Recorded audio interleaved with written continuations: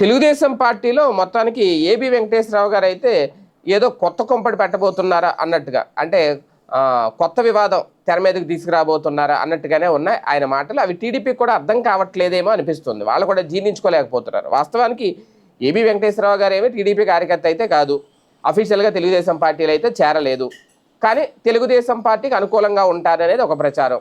కానీ బనకచర్ల ప్రాజెక్టు విషయానికి వచ్చేసరికి ఆయన ఆ ప్రాజెక్ట్ని వ్యతిరేకిస్తున్నారు.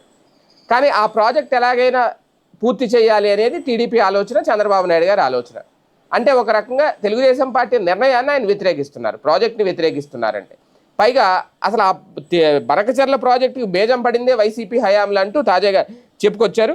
వైసీపీ ప్రభుత్వ హయాంలోనే పోలవరం బనకచర్ల ప్రాజెక్టు బేజం పడింది, అందువల్లే ప్రస్తుతం ఆ పార్టీ నోరు మెదపట్లేదు అంటూ రిటైర్డ్ ఐపీఎస్ ఏబి వెంకటేశ్వరరావు తాజాగా ఒక విమర్శ అయితే చేశారు.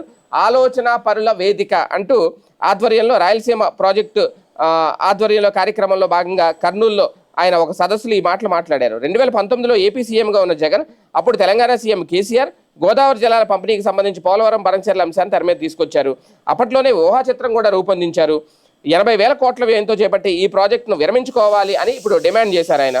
తెలంగాణ ప్రభుత్వం రాయలసీమలో జలదోపిడీ జరుగుతుందన్న భావనలో ఉంది అనేది, ఇక్కడ అలాంటి పరిస్థితి లేదు అని తేల్చి చెప్పారు. 44,000 క్యూసెక్కుల వరద నీరు తీసుకోవాల్సిన పోతిరెడ్డిపాడు నుంచి 37,000 క్యూసెక్కులు కూడా తీసుకోవడం లేదు అని చెప్పారు. నీటిపారుదల రంగ నిపుణుడు లక్ష్మీనారాయణ మాట్లాడుతూ రాయలసీమలో పెండింగ్ ప్రాజెక్టులకు పూర్తి చేయాలని కోరారు. రాయలసీమ సాగునీటి సాధన సమితి అధ్యక్షుడు బొజ్జ దశరథరామరెడ్డి, అలాగే ఆలోచన పర్ల వేదిక ప్రతినిధులు కూడా ఈ అంశం మీద మాట్లాడారు. మొత్తానికి వీళ్ళందరూ ఇప్పుడు ఏం చేస్తున్నారంటే ఈ బనకచర్ల ప్రాజెక్ట్ని విరమించుకోమని చెప్తున్నారు, వద్దు అని చెప్తున్నారు. కానీ బనకచర్ల ప్రాజెక్టే చాలా ప్రతిష్టాత్మకం. వాస్తవానికి అది రేపొద్దున తెలుగుదేశం పార్టీకి మార్క్ అవుతుంది ఆ ప్రాజెక్ట్ వస్తే అనేది బాబు గారి ఆలోచన. మరి ఏబి వెంకటేశ్వరరావు గారు ఎందుకు ఈ తరహా ప్రచారం చేస్తున్నారో, దాన్ని ఎందుకు వ్యతిరేకిస్తున్నారో, టీడీపీ ఏమైనా కూర్చొని మాట్లాడుతుందా, లేదంటే ఇదే రేపొద్దున చినికి గాలివాన్లా మారుతుందనే చూడాలి.